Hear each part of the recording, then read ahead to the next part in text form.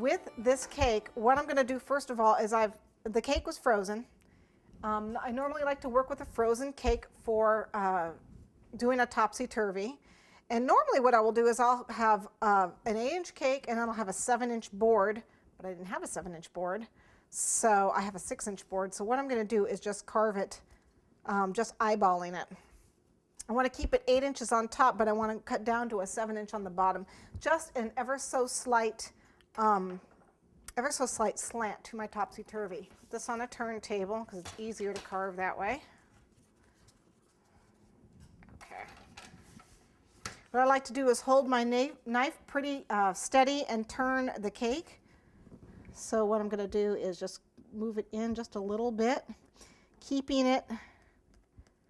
the top at 8 inches and getting the bottom at about 7. So I'm really only cutting about a 1/2 inch off each side. The cake is moving just a little bit. Let me get some, I'm going to get some foam to put underneath it so it won't move. So here we go. There we go.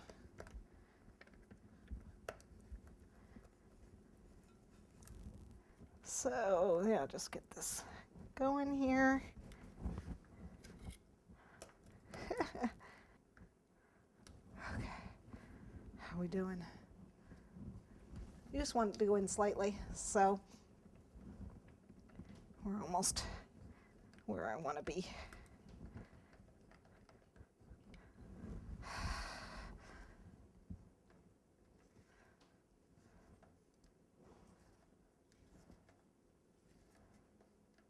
Okay, that's looking pretty good. Okay, the other thing I want to do now is I want to cut this top at an angle.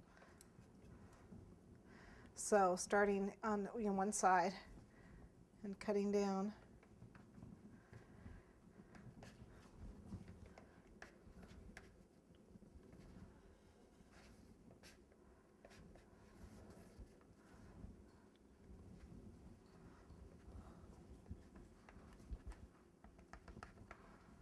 My knife isn't big enough to do that all at once. Okay, see, just a slight angle, and then you're just going to turn it around so it makes it even more of a slant. Didn't cut myself, did I? Okay. All right, so we've got a bit of a slant. I could have made it worse, but that's fine. We're going to crumb coat it and then cover it with blue fondant. All right, I'm not going to bother getting a really good coat on here because I'm just covering it with fondant.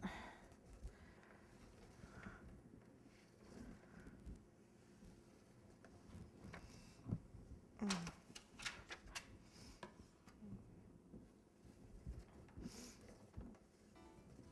going to pop this back in the freezer. And then when I bring it out, I'll trim the board and cover it with fondant.